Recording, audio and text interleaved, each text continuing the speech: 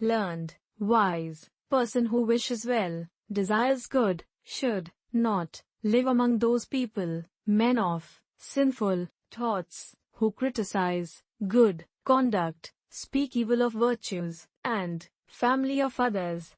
One should dwell among those saintly people, men who praise conduct, behavior, nobility or morality, and that dwelling is said to be best, that is, best place to live. Even poor person is good, better if he always controls, restrains his mind, and even if rich person is immoral, if he is evil, a good, righteous person should not dwell among those who hate someone without any reason, cause, and keep criticizing, slander others, because a person becomes a sinner by associating with sinners. Whatever a person is attached to, be it sin or virtue, he develops a strong love for that. That is why one should not love sinful acts, deeds. Mahabharat, Adi Parv, Chapter 89.